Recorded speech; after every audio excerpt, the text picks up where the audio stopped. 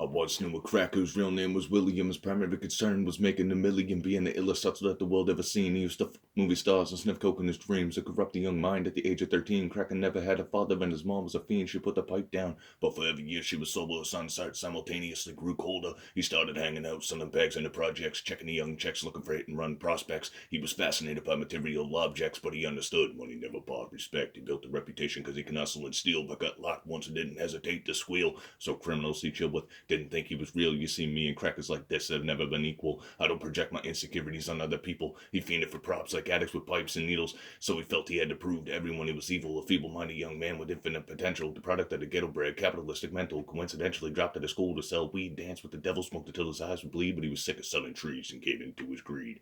Everyone trying to be trite never faced the consequences. You probably only get a month for minor offenses. Ask a cracker doing life if he had another chance, but then again, there's always the wicked that knew in advance. Dance forever with the devils on a cold cell block, but that's what happens when you break murder and sell rock. Devils used to be gods, angels that fell from the top. There's no diversity because we're burning in the melting pot.